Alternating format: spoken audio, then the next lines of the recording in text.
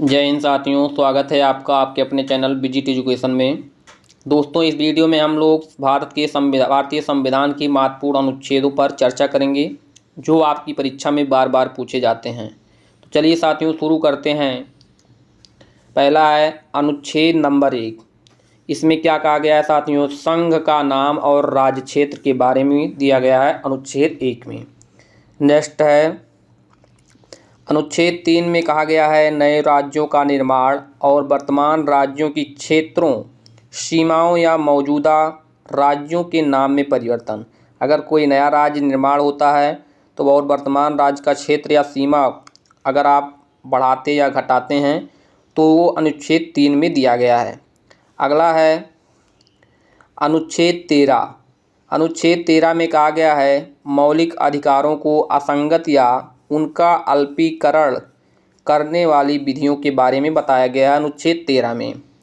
Next है अनुच्छेद 14 में कानून के समक्ष समता के बारे में उल्लेख है। अनुच्छेद 16 में साथियों सरकारी नौकरियों में सभी को अवसर की समानता के बारे में उल्लेख किया गया है। अनुच्छेद 17 में बहुत ही महत्वपूर्ण है साथियों, अस्पृश्यता का उन्मूलन किया गया है। अस्पृश्यता के उन्मूलन के बारे में अनुच्छेद 17 में किया गया है। और अनुच्छेद 18 में साथियों उपाधियों के अंत के बारे में दिया गया है। अनुच्छेद 18 में उपाधियों के अंत के बारे में। नेक्स्ट है अनुच्छेद 19। अनुच्छेद 19 में दिया गया है अभिव्यक्ति की स्वतंत्रता के बारे में कुछ अधिकारों का संरक्षण। तो इसमें साथियों प्रेस की स्वतंत्रता भी अनुच्छेद 19(1) में ही है। इस तरह से है। अनुच्छेद 21 में प्राण एवं दैहिक स्वतंत्रता का संरक्षण। प्राण एवं दैहिक स्वतंत्रता के संरक्षण के बारे में अनुच्छेद 21 में दिया गया है। और अनुच्छेद 21(a) में साथियों निजता के अधिकार के बारे में भी चर्चा की गई है। नेक्स्ट है, यहाँ देखिए दिया गया है अनुच्छेद 21(a). इसमें प्राथमिक शिक्षा का अधिकार जो कि 86वां संविधान संशोधन 2002 के द्वारा जोड़ा गया है। नेक्स्ट है अनुच्छेद 25। अनुच्छेद 25 में कहा गया है अंतर आत्मा की स्वतंत्रता, मनचाहा काम और धर्म के प्रचार की स्वतंत्रता, यानी इसमें धर्म से संबंधित अधिकार दिए गए हैं अनुच्छेद 25 में। साथ ही साथियों अनुच्छेद नंबर 30 में क्या कहा गया है? अल्पसंख्यकों को शैक्षिक संस्थानों को स्थापित करने, उनका प्रशासन करने का अधिकार अनुच्छेद नंबर 30 में दिया गया है। साथ ही साथियों अनुच्छेद 31(c). अनुच्छेद 31 में साथियों संपत्ति का अधिकार था जिसका निरसन कर दिया गया है और उसको अनुच्छेद 300 में रख दिया गया है जो कि एक कानूनी अधिकार है, संपत्ति का अधिकार। अनुच्छेद 31(c) में कुछ निर्देशक सिद्धांतों को प्रभावी करने वाली विधियों की व्याख्या की गई है। अनुच्छेद 32 में साथियों मौलिक अधिकारों को लागू करने के लिए रिट सहित उपचार, ये सुप्रीम कोर्ट जारी करता है। मौलिक अधिकारों को रिट जारी करता है। 5 प्रकार की रिटें होती हैं। और अनुच्छेद 226 के तहत हाई कोर्ट रिट जारी करता है, वो भी 5 प्रकार के। नेक्स्ट है अनुच्छेद 38। अनुच्छेद 38 में कहा गया है राज्य लोगों के कल्याण को बढ़ावा देने के लिए एक सामाजिक व्यवस्था को बनाएगा। नेक्स्ट है अनुच्छेद 40। अनुच्छेद 40 में ग्राम पंचायतों के गठन के बारे में दिया गया है। बहुत ही महत्वपूर्ण अनुच्छेद है साथियों, बार बार पूछा जाता है। अनुच्छेद 44 भी बहुत ही महत्वपूर्ण है। नागरिकों के लिए एक समान नागरिक संहिता जो होता है, ये अनुच्छेद 44 साथियों गोवा राज्य में लगा हुआ है। नेक्स्ट है अनुच्छेद 45। अनुच्छेद 45 में कहा गया है 6 साल से कम उम्र के बच्चों के लिए अनिवार्य शिक्षा का प्रावधान होना चाहिए। अगला है अनुच्छेद 46। अनुच्छेद 46 में कहा गया है अनुसूचित जातियों, जनजातियों और अन्य कमज़ोर वर्गों के शैक्षिक और आर्थिक हितों को बढ़ावा देना है। यह अनुच्छेद 46 में कहा गया है। अनुच्छेद 50 में क्या कहा गया है? कार्यपालिका से न्यायपालिका को अलग किया जाना अनुच्छेद 50 में कहा गया है। अनुच्छेद 51 में क्या कहा गया है? अनुच्छेद 51 में कहा गया अंतर्राष्ट्रीय शांति और सुरक्षा को बढ़ावा देना, यानी इंटरनेशनल लेवल पर शांति और सुरक्षा को बढ़ावा देने की बात अनुच्छेद 51 में कही गई है। नेक्स्ट अनुच्छेद 51 ए में मौलिक कर्तव्य के बारे में दिया गया है, जो कि साथियों 42वें संविधान संशोधन के तहत अनुच्छेद 51 ए में पहले 10 मौलिक कर्तव्य जोड़े गए थे। साथ ही साथियों 86वें संविधान संशोधन के तहत 11वां मौलिक कर्तव्य जोड़ा गया है, जो वर्ष 2002 में संशोधन हुआ था और इसमें शिक्षा के बारे में प्रावधान किया गया है।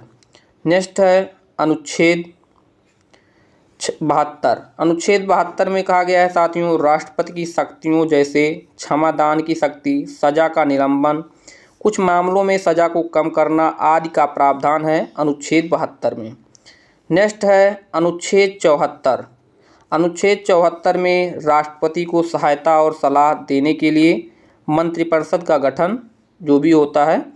अनुच्छेद 76 में साथियों भारत के महान्यायवादी के बारे में चर्चा की गई है अनुच्छेद 76 में। अनुच्छेद 78 में कहा गया है राष्ट्रपति को जानकारी देने आदि के लिए प्रधानमंत्री के कर्तव्य क्या होने चाहिए, ये अनुच्छेद 78 में दिया गया है। नेक्स्ट है अनुच्छेद 110, जो कि बहुत ही इम्पॉर्टेंट है। इसमें धन विधेयक के बारे में चर्चा किया गया है अनुच्छेद 110 में। और अनुच्छेद 112 में वार्षिक वित्तीय विवरण बजट के बारे में चर्चा किया गया है अनुच्छेद 112 में। नेक्स्ट है अनुच्छेद 123 में संसद के मध्यावकाश के दौरान राष्ट्रपति की अध्यादेश प्रख्यापित करने की शक्ति, यानी राष्ट्रपति की अध्यादेश जारी करने की शक्ति अनुच्छेद 123 में है। नेक्स्ट है अनुच्छेद 143। इसमें कहा गया है सुप्रीम कोर्ट से परामर्श लेने की राष्ट्रपति की शक्ति है। अनुच्छेद 143 में सुप्रीम कोर्ट से राष्ट्रपति सलाह ले सकता है।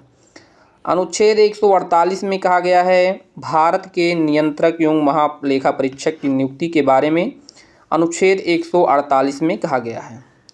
अनुच्छेद 149 में कहा गया है भारत के नियंत्रक एवं महालेखा परीक्षक की शक्तियों के बारे में, क्या क्या कार्य वो कर सकता है क्या नहीं, इसके बारे में दिया गया है। अनुच्छेद 155 में राज्यपाल की नियुक्ति दिया गया है साथियों अनुच्छेद 155 में। अनुच्छेद 161 में क्षमा करने को टालने और निलंबित करने की राज्यपाल की शक्ति क्या है, ये अनुच्छेद 161 में है। अनुच्छेद 163 में राज्यपाल की सहायता और सलाह के लिए मंत्रिपरिषद। नेक्स्ट है अनुच्छेद 165। इसमें कहा गया है राज्य के महाधिवक्ता के बारे में, जिसकी नियुक्ति राज्य का राज्यपाल करता है, महाधिवक्ता की नियुक्ति। अनुच्छेद 167 में राज्यपाल को जानकारी देने के लिए मुख्यमंत्री के कर्तव्य हैं, अनुच्छेद 167। अनुच्छेद 168 में राज्यों में विधानमंडल की व्यवस्था के बारे में दिया गया है, अनुच्छेद 168 में। साथ ही साथियों अनुच्छेद 169 में राज्यों में विधान परिषदों की रचना या उन्मूलन के बारे में दिया गया है। अनुच्छेद 170 में राज्यों में विधान सभाओं की संरचना के बारे में दिया गया है, अनुच्छेद 170 में। अगला है अनुच्छेद 171। इसमें राज्यों में विधान परिषदों की संरचना के बारे में दिया गया है, अनुच्छेद 171 में। अगला है अनुच्छेद नंबर 172।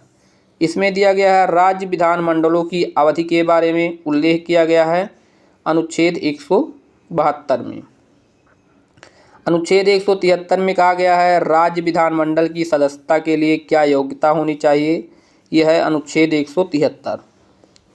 अनुच्छेद 174 में कहा गया है राज्य विधायिका का सत्रावसान और राज्य विधायिका का विघटन, ये अनुच्छेद 174 में कहा गया है। अनुच्छेद 178 में कहा गया है साथियों विधानसभा के स्पीकर और डिप्टी स्पीकर के चयन के बारे में कहा गया है। अनुच्छेद 194 में महाधिवक्ता की शक्तियाँ, विशेषाधिकार और प्रतिरोधक क्षमता के बारे में उल्लेख किया गया है। अनुच्छेद 200 में साथियों राज्यपाल द्वारा किसी बिल की स्वीकृति के बारे में दिया गया है। अनुच्छेद 202 में दिया गया है राज्य विधानमंडल का वार्षिक वित्तीय विवरण, यानी राज्य में राज्य बजट के बारे में चर्चा किया गया अनुच्छेद 202 में।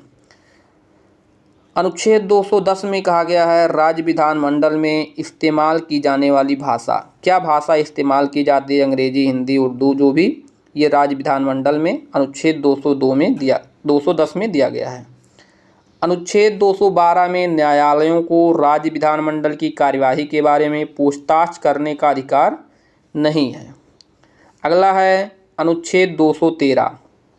इसमें कहा गया है राज्य विधानमंडल के अवकाश में राज्यपाल द्वारा अध्यादेश प्रख्यापित करने का शक्ति जो है ये अनुच्छेद 213 में है। साथ ही साथियों